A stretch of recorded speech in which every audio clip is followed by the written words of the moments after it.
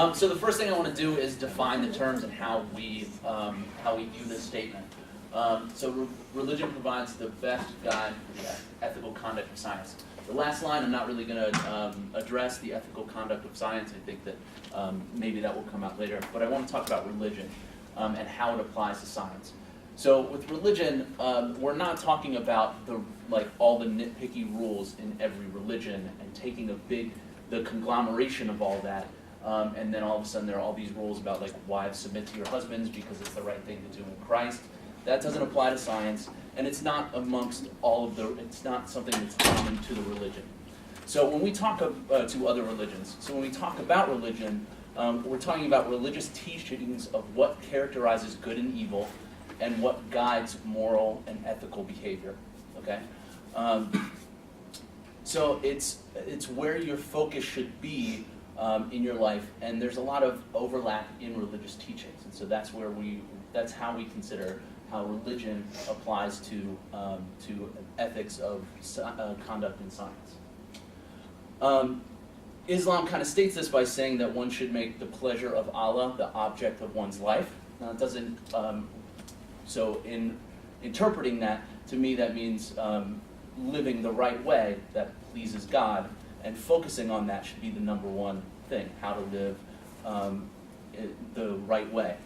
In the Buddhist Eightfold Path, right behavior focuses on reducing suffering in the world through compassion, and one should not, part of it is one should not pursue occupation that harms or exploits others. The right livelihood is one that provides for one's needs while at the same time serving others and improving the human condition. So these sorts of frameworks are what we're talking about as the best guide for figuring out how to conduct science.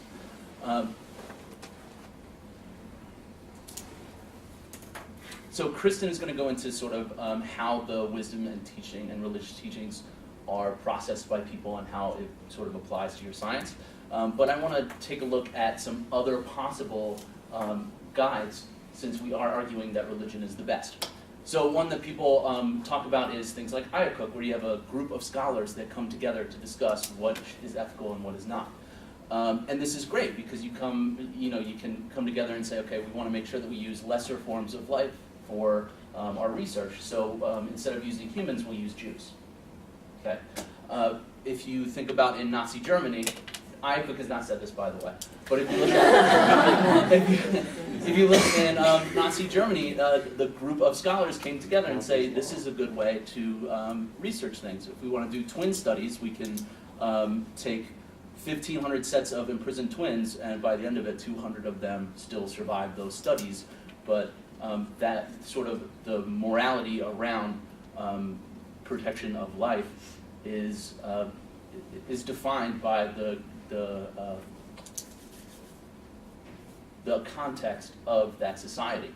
And one of the things that kind of blew my mind when Dr. Wolpe was talking was at the end, he said, we think we know what is moral and what is ethical, but how, in other times and in other places, things like dedication to your country might be the top, the most important moral and ethical guideline. So it's not hard to understand if that was the case, that in the Soviet Union they tested deadly poisons on prisoners that were enemies of the people. They were considered enemies of the people, and so they would test these poisons on these people. Back in Germany, in order to figure out how to treat wounds on the battlefield, they would subject subjects with wounds, then infect them with bacteria such as Streptococcus, and that infection would be aggravated. But the bottom line being that that these sorts of the context can affect what is considered moral and ethical. I want to move to today. In our class, we talked about D-cycloserine, okay, and how it can be really helpful in the treatment of PTSD, but it hasn't come, no company is going to make this drug. because of capitalism is such an important driving force in what decisions we make, this drug will not make sense in order to produce.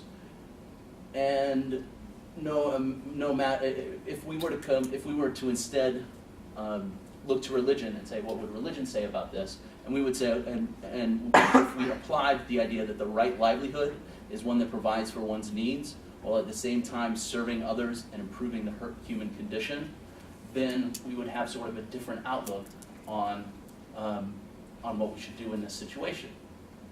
The morals that would guide us would not be based on what we think is valuable, in this case, capitalism and economic growth, but instead what people have, what has been agreed as moral fundamentals for a long time. An Islamic scholar said, man is not like a ship without moorings at the mercy of winds and tides. He's speaking of when having religion, we have a set of unchangeable norms. Thanks.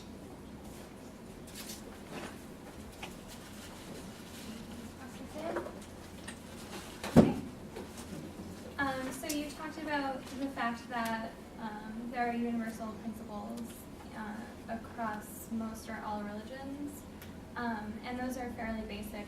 I think you mentioned do not harm others, that sort of thing.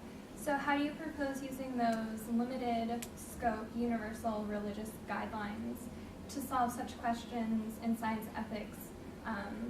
Some of the ones that we've talked about in class are cosmetic psychopharmacology, so taking cognosceuticals, for example, to enhance yourself to better than well.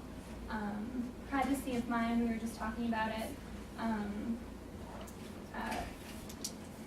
and those sorts of ethical questions. How would you use religion, or how can religion address those? Very good question.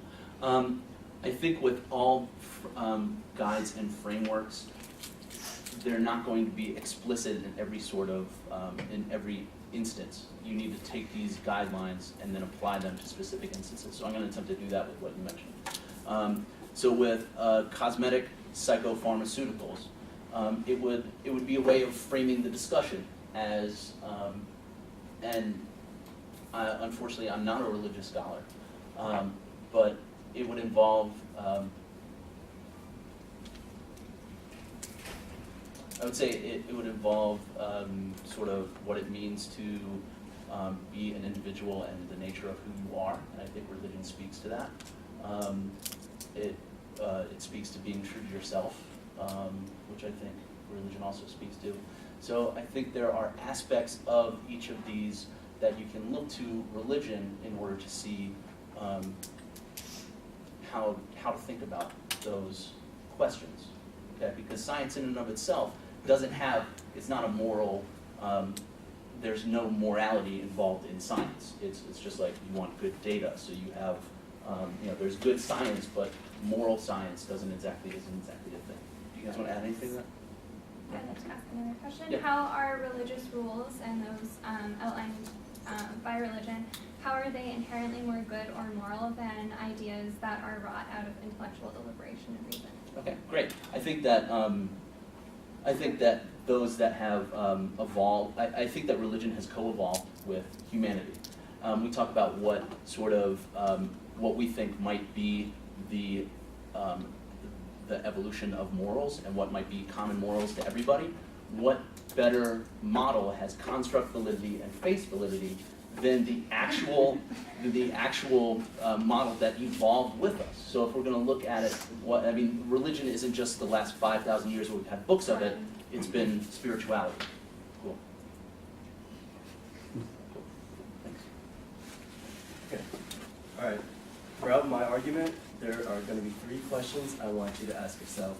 First, can religion really be a foundation for scientific conducts to be molded around? Second, are there other guides that could be better than religion? And lastly, can religion really be considered to be the same as morality? Is it really the cultural embodiment of morality? So, now let me take you back into the early 16th century.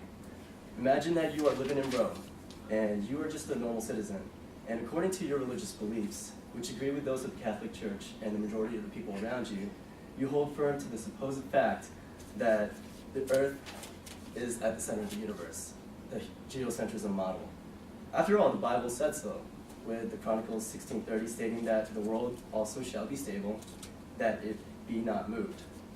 However, in the early 16th century, along comes Copernicus with his knowledge of physics and astronomy, and using this concrete, incontrovertible evidence, he was finally able to convincingly disprove this misconception. Now, this is just a historical anecdote, but we can still apply this to our lives now. What if we are being blinded by our common misconceptions and making the same mistakes over again because of religion? Who says that nowadays we aren't so brainwashed by religion that we don't even know what we don't know? As history has shown, science actually provided the best answer, and provided an answer that disagreed with what religion said. And this, in this case, it proved that religion was wrong for that particular instance. Now, my opponents will say that religion is evolving, and I think this is an interesting term that they use. It's kind of ironic because evolution, by definition, is a scientific process. But they're going to say it's evolving, but I'm going to claim that it's evolving because of two separate, unrelated factors. And the first is because of evolving philosophical principles and a universal moral code that is separate from religion, but I'll get into more of that later on. And this is partially due to inherent motivations underlying biology. There's a universal code consisting essentially of do unto others as you would like others to do unto yourself. And this is why even amongst animals, you have cases of altruism. And this is because you want to optimize the perpetuation of your own species. And the best way to do that is by ensuring the safety and well-being of the other members of your species, which is the fundamental principle behind religion. Behind morality and not religion. And the second reason that religion is evolving is as I said before, due to science. Science redefines the beliefs of religion, which is all religion is, by the way, just a set of beliefs, and has allowed us to renounce or reinterpret the scriptures found in religious texts. Religion basically began ad hoc, and through science and philosophical insights, has been chiseled and molded into the seemingly virtuous model that it is today. Its reinterpretation almost even follows the stochastic process of trial and error, because like some science experiments, it has its flaws, and these flaws have been exposed and corrected.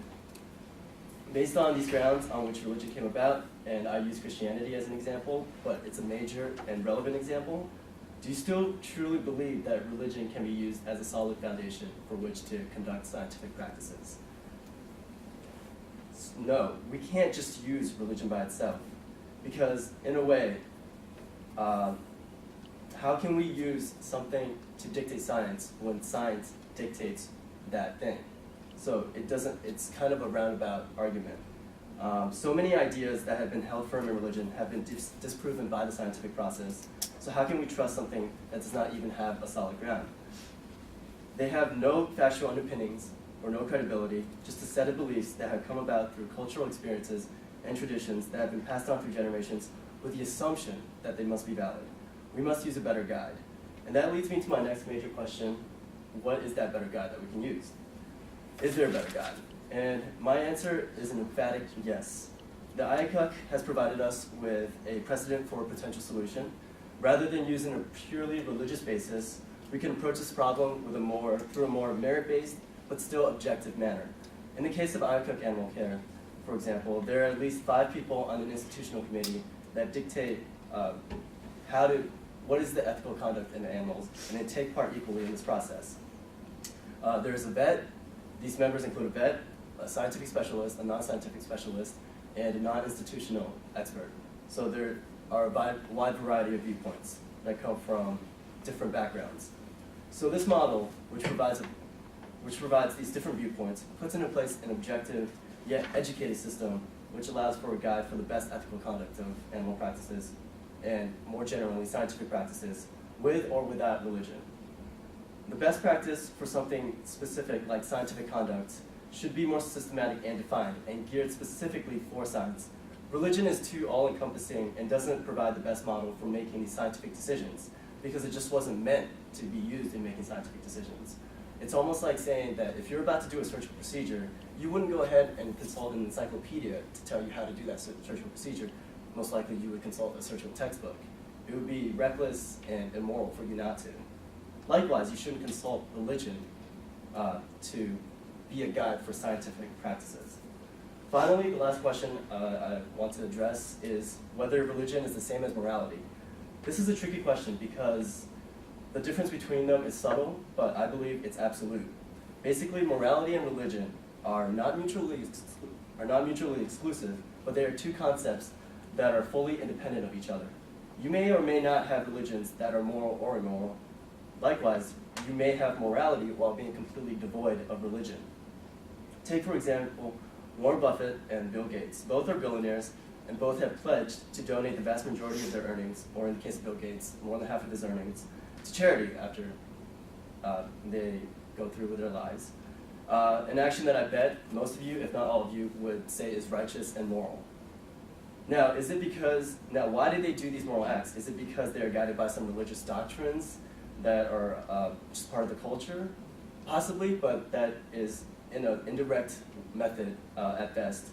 The most direct cause of this act is due to an intrinsic set of moral values that penetrate to the depths of our souls.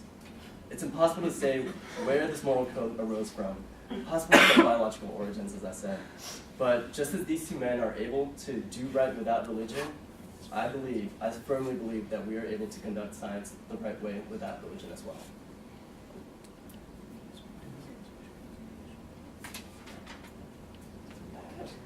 Yeah, I don't know. That's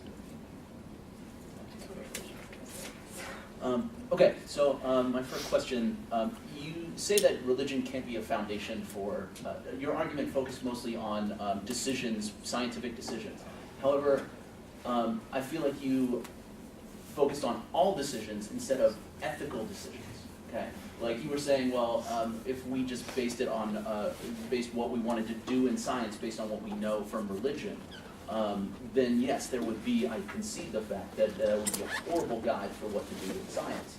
But when dealing with the ethics of what we're doing, that's a separate issue that isn't science.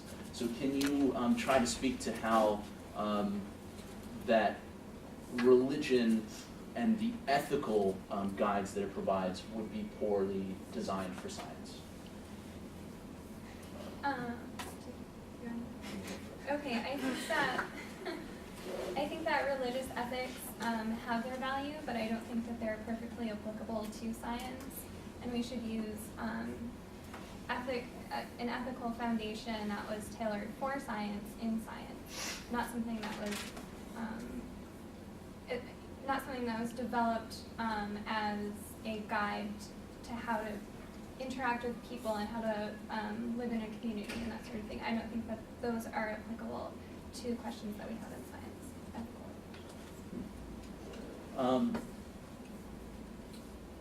So you don't think that that issues of community are important in making ethical science decisions? I don't think that those are all of the ethical problems in science that we have. I don't think that. Wait, hold on. I think that community is important. I think you should get a variety of different viewpoints. You shouldn't just have one scientific expert. You should also have one non-scientific and maybe one religious, but also you should also include a secular viewpoint as well. Okay, great. So this is saying that religion is the best guide, but I think the best guide is actually having an aggregate of different viewpoints, including, you could include or not include religion. But religion by itself is definitely not the best guide. Okay, so and then this is more just for fun. What do you think would happen if we had some religious scholars on the Ira Cook committee? How might that affect the operations of Ira Cook and their effectiveness? I mean, that's purely hypothetical. It's hard for me to speak towards that, but I think maybe there will, depending on what type of religious scholars there are, maybe there will be less, less animal experiments on pigs. I don't know. Maybe there will be kosher. So you said you don't think there would be much change at all, Amy? and then you say, okay, cool, there might be. Thanks. Oh, yeah, I'll speak up.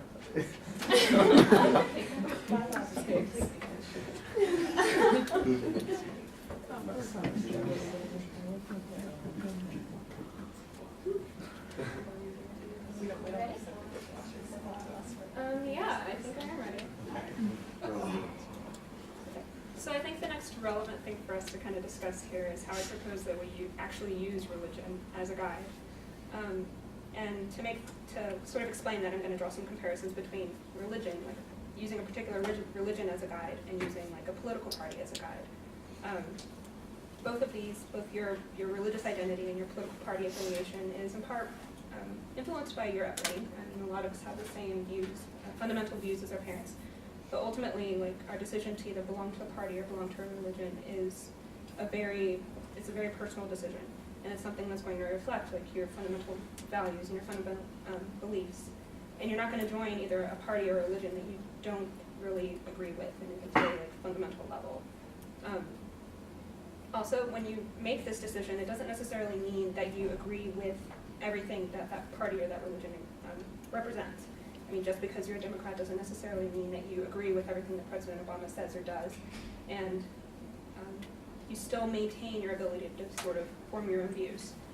So when we say that religion provides a guide, it means that, okay, when you're confronted with a new or unfamiliar sort of issue or topic, that might be the first place that you go to for information. The same way if you're confronted with a new sort of political issue, you might actually turn to see what President Obama has to say, or turn to CNN. Whereas a Republican might turn to their political leaders and turn to maybe Fox News for like the initial sort of information. And also a religious person, so when they're confronted with sort of an ethical issue, they might just turn to religious leaders and fellow members of their religion, fellow churchgoers, or turn to the religious texts. These things that they use as sources of information don't actually serve as like the decision-making thing for them. Like, they don't just say, okay, this is what this other person says, this is exactly what I should believe too. It's a guide, it's a starting point, and something that you have to evaluate for yourself. And so as a political party serves as a political guide, a religion also serves as sort of a moral guide. The next idea I want to kind of bring up is the idea of sort of wisdom and tradition.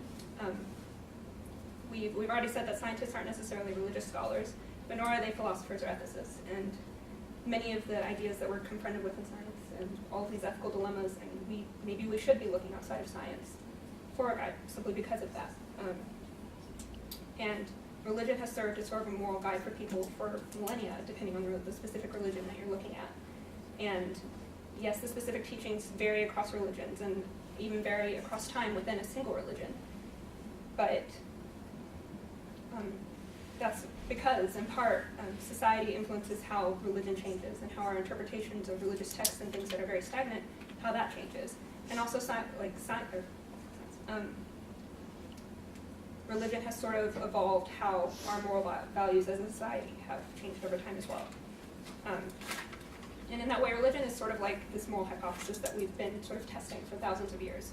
And each generation has built upon that for the past. So saying, I mean, if you decided to talk about like religious atrocities, like from the past, like those, our society has evolved as well. And our society at that time maybe thought that that was acceptable, but today not. And religion sort of provides a really convenient package for passing on these ideas that have accumulated over time. And the last thing is that, okay, if you want to use our individual reasoning ability as our only guide, we never use our individual reasoning ability as our only guide when we're confronted with any issue. Because we always sort of look to other people as sources of information. And that's something we do as scientists. We consult our colleagues. As students, we look to our advisors as sources of information. And also, like, scientific theories have also changed over time. The theory of evolution, as Darwin initially set forth, has changed over time as we've tested these things. And religion has sort of been put to that same test for thousands of years. And religion has a lot more experience with confronting all these moral issues that even we're presented with today. And whether or not we agree with every specific detail of religion is irrelevant. And so maybe even non-religious people can gain something from studying religious perspective simply because it has been something that's been around and addressing these things for thousands of years. I don't know. I think I'm done.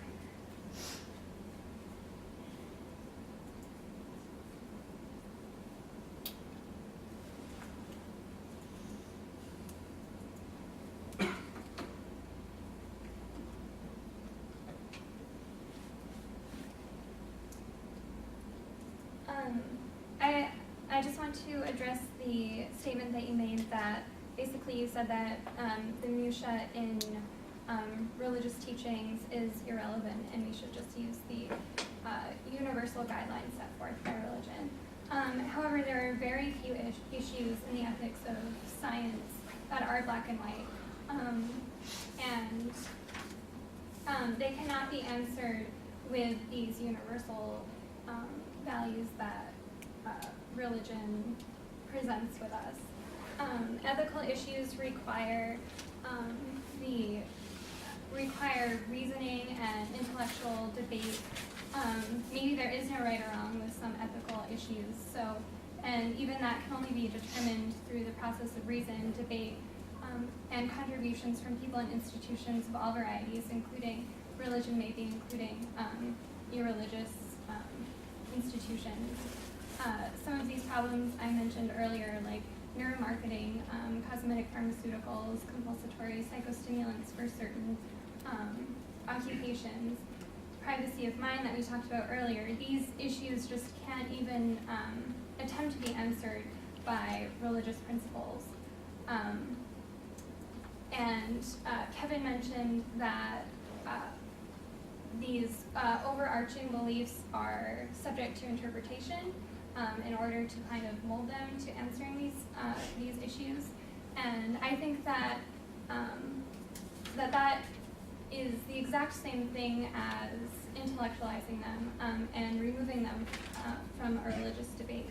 So, when you take a religious basis and start to look at a problem, the interpretation that you have is still subject to human fallacy and all of these other things that they're saying that are bad with kind of these moral relativisms that are present in science or in people. I think that scientists are best qualified to solve scientific problems, and that these problems must be intellectualized rather than blindly solved using ancient and irrelevant texts or teachings. Religious rules are no more inherently good or right than what scientists can accomplish through this intellectual debate. Religious teachings are just as man-made as the guidelines set forth by certain institutions such as the USDA, the EPA, the FDA, IACUC's, IRBs, etc. However, the rules set forth by these institutions are directly applicable to science. They were designed to solve these issues in science and to be a guide for the ethical conduct of science. And therefore, while they are imperfect, they are the best that we have right now. They are fully malleable, they are fully subject to debate. So with the changing environment in science, these new problems that we're presented with, these institutions can revise and edit the guidelines that they've set forth for science. So we agree that there is that we do need a standardized set of moral ethics for science, but however, religion is not the best framework on which to base this. Religion cannot be the end-all be-all of science ethics, and since it is incomplete and not all-encompassing, then it is imperfect and it's not the best guide that science can use. We need something that is more universal. So only about 78% of Americans are are Christian. 17% of Americans are not religious at all. So bringing religion into this publicly funded institution that is science, you're excluding those people who do not identify with a religion. So, like James says, we propose an IACUC-style development team, including scientists, religious leaders, community members, medical professionals, lawyers, etc., to form the best guide that we can use in science. Religious guides are considerably outdated and are irrelevant in science. They're not applicable to contemporary science because there is no way that the authors of these ancient religious texts anticipated contemporary research problems, like embryonic stem cell research and other ones that I mentioned, and therefore they do not have the authority to shape that research. It's an incomplete guide that even if it were used would have to be supplemented with more relevant guidelines. And again, just to emphasize, then that means that it is not the best if it has to be supplemented. Religious teachings cannot be modified by facts. However, these institutional review boards, etc., their guidelines can be modified by facts.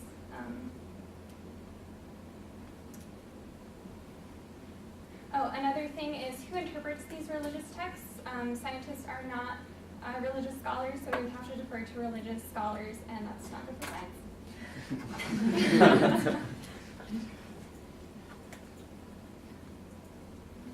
Final speaker from Just a moment.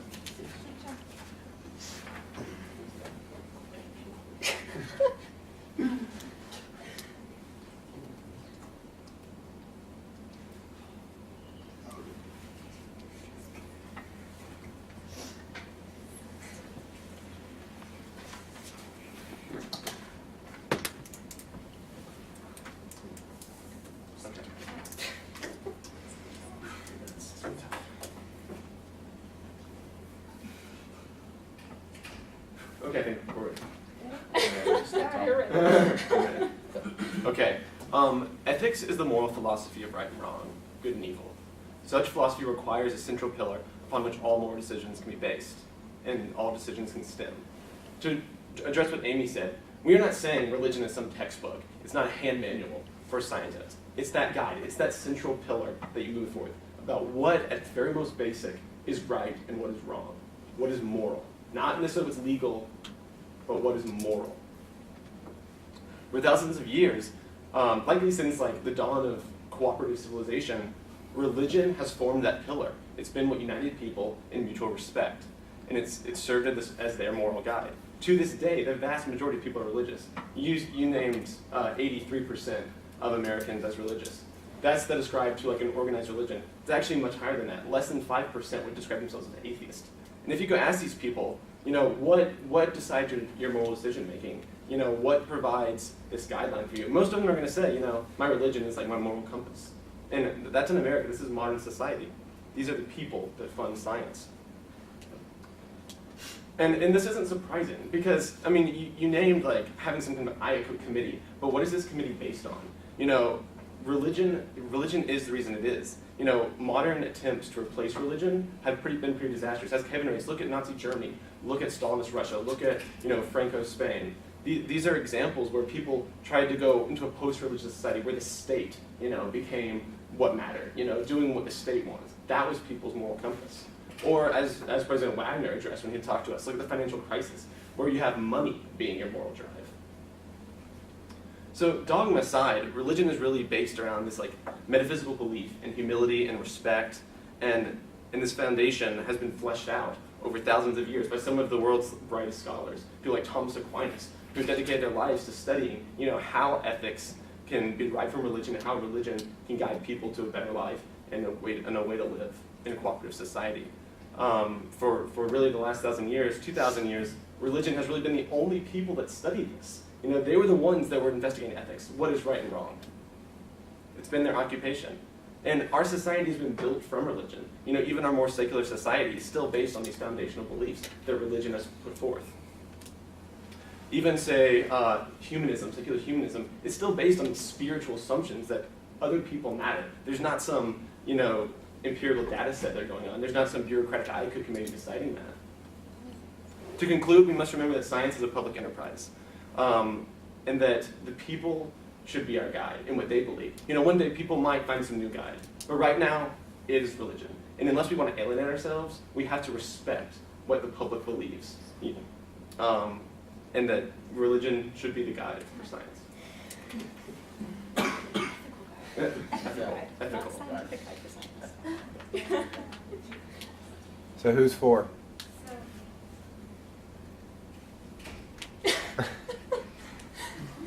Don't lie.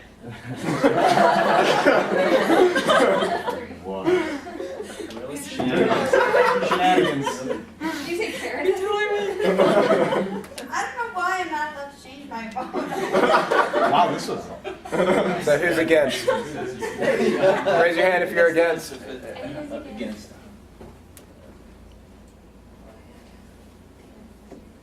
You never asked me to. Yeah. And the original count for against was 11. Oh, Oh yeah, Yeah. because sorry. She came in just like a minute ago. Oh. And then now we're undecided has gone down to just Jordan. Undecided loses. No, wait, against totally. If you split the stage number of people that you have. Yeah, you guys. Well, you each recruited two. Oh, wow, that's Proportionally. Is there someone else? I'm not stretching it. Yeah. Did you want Can I have a true kind of question? Are you talking about the general religion guideline or the guideline is dependent on different races or different countries? And my second question is, can the guideline be modified? And if it could, what does it based on? Okay. I mean, I think when we're talking about religion serving as a guideline for science, it's more, it's not a specific cultures, religions, and specific sub-areas of science, like science in America just being by Christianity or whatever, but more of like an overarching, I think what we were thinking is a more just sort of how religion speaks to moral questions and then applying that all over science. So not specific religions, but just, using the idea that, well, if we were to think about it in a Buddhist perspective, we would be thinking about it this way, and then let's now think about it in terms of Judeo-Christian morals, but using that instead of just disregarding them as unimportant and not being worth addressing. Does that answer your question? Anyone else first? Okay, so you guys brought up that it was a pillar, but never really addressed what that pillar was made of or founded on, and it's hard to make the argument that it's founded on anything besides superstition or any early fear. Like, we didn't know what the world... Did someone address that? No, but that's something that I would really like to speak to, Sure. because I kind of alluded to this briefly, but I believe that religion co-evolved with us. So when they were talking about sort of we can look in our soul and know what's right and wrong, I think that that soul evolved, and the product of that soul evolving the emergent, what emerged from that was religion. And it's been shaped and changed by societal pressures and communities, but I think that it's the best model for what is ethical behavior, because it is the evolution of ethics in a species that evolved ethics, Like that's what I would say it represents. How do you reconcile, if that was the case, how do you reconcile that fundamentally religion and science have very, very different value systems in terms of what they... Religion values essentially, in many cases, maybe we have to get into the definition of religion, I'd rather not, dogma, right? Yeah. The idea that there is some conclusion. Self-critical thinking is good as long as you reach that conclusion, right? If you don't reach that conclusion, it's bad, heresy. And then a whole bunch of other things. Science, on the other hand, does not believe that, at least not. But I think that shoot, I lost my train of thought. Damn it. I wanted to bring up, you brought up soul, right? Like that, looking into our soul, we come up with what's right, what's wrong. That's religion. That's, you can look in your soul all you want. You won't know whether your data is statistically significant. You should not be looking into your soul. You should not. No. It's not ethics. But when it comes to things like stem cells, when it comes to these things where the definition of life comes into picture, you go to religion. Religion believes something very specific, that there's a creator with a creation, and then they add to that, creation should not try to create. So that's religion, right? And I think there's a difference. I think there's a difference between like the establishment of religion that has grown up around these religious teachings, to where this Pope is saying that he's the ultimate, like, this is what's okay and what's not, and but just what's your definition of religion? that's, Let's not. But that's ask Carl. That's precisely what these debates are for. I feel like you're fudging the definition of religion So you quite a keep lot. saying that you're not talking about the establishment of religion, you're talking about the idea of religion and not the Pope and not all that other stuff that's built around religion. So when you're making ethical decisions, how do you propose that a person totally divorces themselves from that part of religion that you're saying, no, we totally agree, like, that's bad. And we're just gonna talk about like I this mean- good stuff, we're only gonna use the good stuff. That part of religion I'm- is religion. Like, I'm thinking of it personally, when I make an ethical decision, I think about religious teachings that have spoken to me and that I've realized as being wise and important, and applying those things to specific problems. So, I'm not saying I look up chapter and verse in a Bible or things like that, but yeah, it's having that that aspect, that spiritual aspect of me guiding my ethical decisions. So you achieve your conclusions through reason and intellect, which you're saying it's only okay if you're basing it on a certain religion, but it's not okay if you're basing it on, your observations of the world, or it's, No, something I'm like saying that. it's all okay, just I think in terms of ethics, religion is the best way to go to, because your own experience is extremely limited. But if you look to religious teachings, I think they speak a wisdom that you would be hard pressed to develop on your own, in your own life. I think that's a great point about the idea of looking at this particular aspect of religion. And the against side, that was the best point that I think you brought up, is that yes, there is this aspect of religion that is great for informing the ethics of science.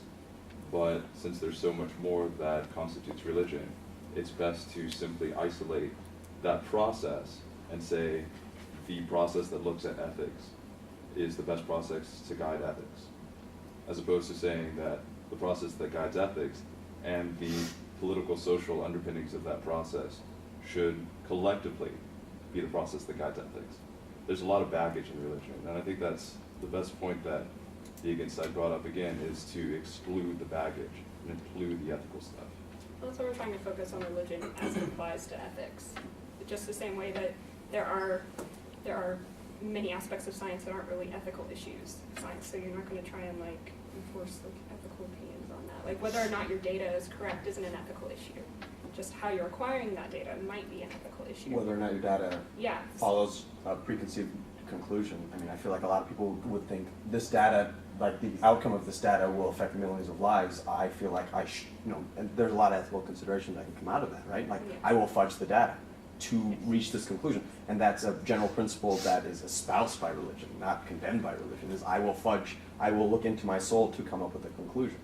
That is baseless. And that's a virtue in religion, that's not a virtue in science. And I think that interplay is, I don't there's a think lot of lying is a That's not virtue. true. in Lying it. is Huh? a virtue. I don't think Yeah. lying is a virtue. in it. No, not It's not lying, not lying. Faith, they call it faith. Baseless is not lying. I just wanted to ask about the applied religion, and how I think the example that you gave, Kevin, like the personal example of kind of your thought process when you face some kind of moral or ethical dilemma. I think that's awesome, but I think that might be the exception to the rule in the case of devout, kind of dogmatic followers of a religion that I think in some ways eschew intellectualism in favor of dogma, or in favor of ascribing to the beliefs that kind of they've been inculcated throughout their teaching within that tradition. So how can you speak to kind of the anti-intellectualism that pervades I think that they're not the ones making the decisions about the ethics of ethical conduct in science. I think that scientists are making those decisions. And so, I'm not going to call my grandmother and say, what does the Bible say about, this? Because she doesn't really understand what's going on. So scientists are always going to be making those ethical decisions. So it is the scientist that is accessing the religious domain in order to guide their ethical conduct. So that's where you sort of separate the fundamentalist, crazy, religious sect, etc. But Dan said that the model that you guys would see as as best would include, like, or maybe it was a data science, I forget which science it is, but that the ideal model would include like clergymen or clergywomen from many different religious traditions, like on an IACUC. I mean, I think it would be interesting to have somebody from the religious department who is a scholar of a certain religion to weigh in on what a specific faith might think about this ethical dilemma. Okay, You know what I mean? so then Not what necess- if yeah. there was a scenario in which, like, let's say one of those religious, I don't know, clergy people happen to just like fundamentally believe that like any kind of like antibiotic treatment was just like fundamentally bad, and I think that I don't know if that's like Jehovah's Witness, but there are like some sects that I think. Yeah, and I think that there are going to be So, like, weird just ones disregard. everywhere that don't agree with other ones, you know? And so, I mean, if there's one outlier that's like, that you shouldn't seek medical help, then no. I mean, because I don't think that would be a consensus amongst religious teaching and religious belief. So you guys are arguing, like, advocating for a distillation of like kind of the central moral tenets of many different religions based in like kind of a panel format? I mean, this is, yeah, I mean, it's not, that's the thing, is it's not gonna be this handbook that gets written of how to do this. It's going to be of like, where do you turn in order to make these decisions? And so it's not gonna, I mean, it would probably still be an IACUC sort of setup, but when it comes down to, is this right or is this wrong, is this good or is this evil, how is this going to affect the community, then you access these religious teachings to help you figure out what's important and access that wisdom to sort of guide your actions when you don't really fully understand what the implications could be and that sort of thing. And because you have faith in that as wisdom versus what might be popular right now as something that is important to the society. So, Kev, you tried to make the point that at the end of the day, the scientist themselves is going to make that final judgment call, and I think that is absolutely not correct at all. I mean, embryonic stem cells is a perfect example of this. We weren't allowed to make that call. Political parties and people in political positions with religious influences made that call that I think a majority of scientists disagreed with. And we didn't get to make that final call because of religion. So, you're wrong. No, and Didn't you vote for? Dr. Wolpe talked about that when he came, and he addressed the fact that, I mean, we weren't thinking about the religious aspects of this when we didn't kind of head it off. We didn't think about it, and we didn't have a discussion in religious terms.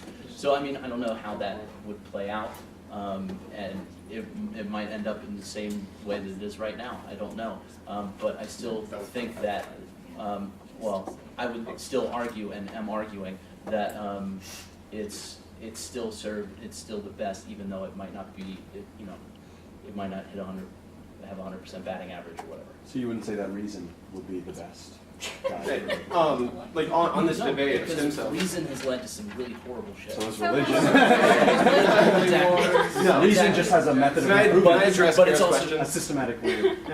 Like, this is an example where I think you see that alienation of science, where you have a large section of the American population who is religious and has these religious beliefs. And science just completely, doesn't respect this. They're like, no. They're just like, we don't understand, this makes no sense to us, so we're just going to ignore you.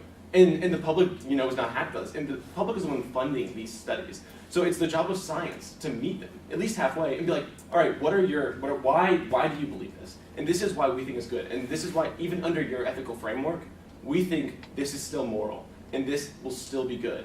And if that debate were to happen, the public may change their ideas. And we see this, the public is always changing, society's evolving, morals are changing, and that's gonna happen, but science has to respect the public and respect the beliefs of the public and address those issues. So you're saying that we could add points of credibility in the public's eyes if we included like clergy people or religious I don't think that's a good idea. when Kevin asked that, like, would you put these people in the community? You know, I don't think that's going to do anything necessarily. But I think, yeah, in the public's eyes, they would totally be like, oh, well, there's a priest on that, there's a rabbi. Then yeah, I think the public totally would. Yeah, or a And what is the point professor of of the theatrics if you're not actually like feeling like you're drawing any benefit from it? Because they are paying for this. We So like should be they tactical fund and it. pretend like So we're supposed to put on a big show and pretend like they know what they're talking about and that we're just like totally listening to them when really we're like, No, we just have to understand what they're saying and say why we think they're No, I'm saying that maybe you should actually listen to them. That's what I Maybe want. they're not just completely stupid. Can you change me to 4? Maybe. No, I can't do that. Yeah.